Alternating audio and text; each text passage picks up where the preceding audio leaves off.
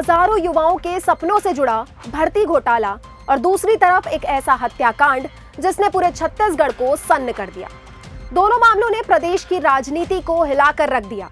दोनों मामलों में सरकार पर सवाल उठे और आखिरकार दोनों की जांच पहुंच गई देश की सबसे बड़ी जांच एजेंसी सीबीआई के पास। लेकिन क्या सीबीआई उन सवालों के जवाब तलाश पाएगी जिनका इंतजार पूरा छत्तीसगढ़ कर रहा है? क्या इन फाइलों से निकलेंगे बड़े नाम या फिर जांच भी सियासत की भेंट चढ़ जाएगी?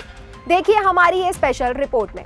नमस्कार, मैं दिव्या और आप देख रहे हैं उज्जवल भूमि। छत्तीसगढ़ में मुख्यमंत्री विष्णुदेव साय सरकार को सत्ता संभालने करीब 2.5 साल पूरे होने वाले हैं। इन 2.5 वर्षों में सरकार ने 2 ऐसे मामलों को सीबीआई के हवाले किया जिन्होंने प्रदेश की राजनीति, प्रशासन और कानून व्यवस्था पर बड़े सवाल खड़े कर दिए हैं। पहला मामला है सीजीपीएससी भर्ती घोटाले का, जहां युवाओं के सपनों पर कथित तौर पर भ्रष्टाचार का ग्रहण लगा। वहीं दूसरा मामला है कोरिया जिले के नौगई गांव का ट्रिपल मर्डर, जहां 3 लोगों को कार में जिंदा जलाकर मार दिया गया। एक मामला भ्रष्टाचार का, दूसरा निर्मम हत्या का। लेकिन दोनों मामलों में अब सच तलाशने की जिम्मेदारी सीबीआई के कंधों पर है। सरकारी नौकरी पर युवा का सपना, सालों की मेहनत, दिन रात की पढ़ाई, लेकिन जब चयन सूची सामने आई तो आरोप लगे कि मेहनत नहीं, पहुंच और रसूख जीत गया। सीजीपीएससी भर्ती घोटाले ने हजारों युवाओं के भरोसे को झकझोर कर रख दिया। आरोप लगे कि नेताओं और अफसरों के रिश्तेदारों को नियमों को ताक पर रखकर डिप्टी कलेक्टर, डीएसपी और दूसरे बड़े पदों पर चयनित किया गया। प्रदेश भर में प्रदर्शन किया गया, युवाओं ने सड़कों पर उतरकर न्याय मांगा। सरकार बदली और साय सरकार ने सत्ता संभालते ही इस पूरे मामले को सीबीआई जांच के लिए भेज दिया। सीबीआई ने एफआईआर दर्ज की, पूछताछ शुरू हुई और फिर कार्यवाही का दायरा बढ़ता चला गया। पूर्व पीएससी अध्यक्ष टामन सिंह सोनवानी की गिरफ्तारी ने पूरे मामले को नई दिशा भी दी। आज भी सीबीआई इस केस की कई परतों की जांच कर रही है। आखिर किसके कहने पर नियुक्तियां हुई, किसने नियम बदले और किसे फायदा पहुंचाया गया, इन सवालों के जवाब अभी भी तलाशे जा रहे हैं। दूसरा मामला हाल ही में हुआ छत्तीसगढ़ के कोरिया जिले के बहुचर्चित ट्रिपल मर्डर, जिसने पूरे प्रदेश को झकझोर दिया। अब बात उस घटना की जिसे सुनकर हर किसी की रूह कांप गई। 16 जून 2026 कोरिया जिले का नागोई गांव। दिन दहाड़े एक कारोबारी और उसके साथ मौजूद 2 लोगों को कार समेत जिंदा जला दिया गया। आग इतनी भीषण थी कि किसी को बचने का मौका तक नहीं मिला। पूरा प्रदेश स्तब्ध रह गया। पीड़ित परिवार न्याय की गुहार लगाने लगा। लोगों ने कहा, इतनी बड़ी वारदात की जांच स्थानीय स्तर पर नहीं, सीबीआई से होनी चाहिए। सरकार ने मामले की गंभीरता को देखते हुए सीबीआई जांच की अधिसूचना जारी कर दी। सरकार का कहना है कि चाहे कोई भी कितना भी प्रभावशाली क्यों ना हो, अगर उसका नाम सामने आया तो उसे बख्शा नहीं जाएगा। वहीं कैबिनेट मंत्री केदार कश्यप का कहना है कि साय सरकार का एक ही उद्देश्य है, निष्पक्ष जांच और पीड़ित परिवार को न्याय। सरकार का दावा यह भी है कि अपराध चाहे कितना भी बड़ा हो, कानून से ऊपर कोई नहीं। हफ्ते भर पहले हो गया था, उसकी प्रक्रिया में थोड़ा समय लगा है।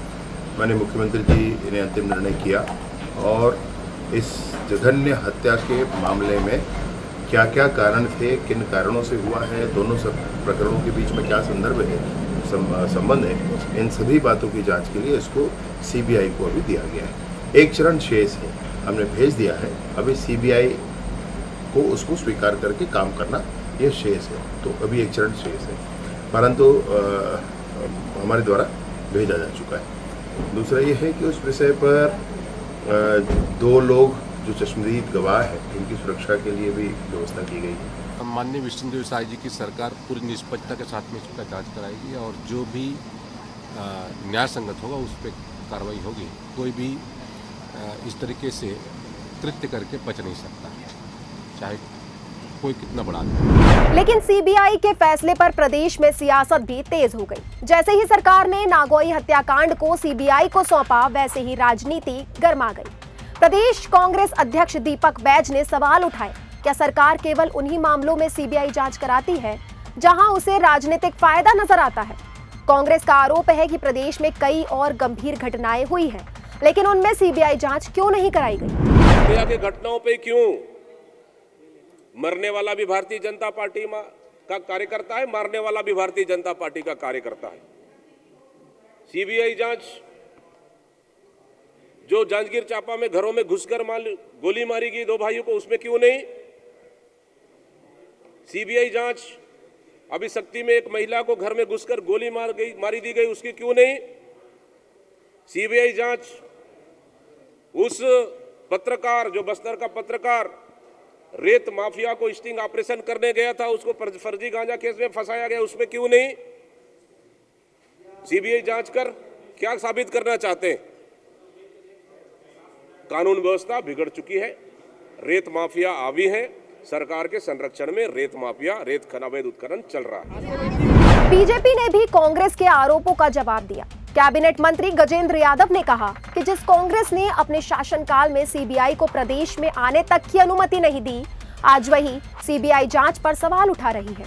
उन्होंने कहा कि सरकार किसी को बचाने नहीं बल्कि सच सामने लाने की सीबीआई जांच करा रही है। कांग्रेस जन वो हैं जो एक समय में सीबीआई को प्रदेश में आने से रोकते थे, उनसे हम क्या बात करें, वो क्या बोलने से क्या करने, हम सब जानते हैं। देश की जांच एजेंसियों में सीबीआई सबसे महत्वपूर्ण एक जांच एजेंसी है। अगर उससे सरकार जांच करने की बात कर रही है, इससे आप समझते हैं कि यहाँ पे सुशासन का राज है और सुशासन में कोई भी बख्शा नहीं जाएगा। समझ। अब सबसे बड़ा सवाल है कि 2.5 साल में 2 बड़े केस दोनों सीबीआई के पास हैं, लेकिन अब सबसे बड़ा सवाल यही कि क्या सीबीआई भर्ती घोटाले में उन सभी लोगों तक पहुंचेगी जो पर्दे के पीछे थे? क्या नौगोई ट्रिपल मर्डर में सिर्फ हमलावर ही नहीं बल्कि पूरी साजिश का भी खुलासा होगा? क्या पीड़ित परिवार को इंसाफ मिलेगा या फिर ये दोनों मामले भी लंबी जांच की फाइलों में सिमट कर रह जाएंगे? छत्तीसगढ़ की राजनीति में सीबीआई अब सिर्फ एक जांच एजेंसी नहीं बल्कि सबसे बड़ा राजनीतिक मुद्दा भी बन चुका है। सरकार इसे निष्पक्ष कार्यवाही बता रही है, विपक्ष इसे चुनिंदा कार्यवाही कह रहा है, लेकिन इन सब के बीच हजारों युवाओं की उम्मीदें और 3 मृतकों के परिवार का इंसाफ, दोनों की नजर अब सिर्फ एक एजेंसी पर टिकी है। अब देखना होगा क्या सीबीआई इन दोनों हाई प्रोफाइल मामलों की हर परत खोल पाएगी या फिर सच तक पहुंचने का इंतजार अभी और लंबा होगा। आपको इस मामले पर क्या राय है, कमेंट कर जरूर बताएं। वीडियो पसंद आया हो तो लाइक और शेयर करें ताकि फिर हो सके आपसे मुलाकात नए विषय के साथ। तब तक बने रहें उज्जवल भूमि के साथ। धन्यवाद।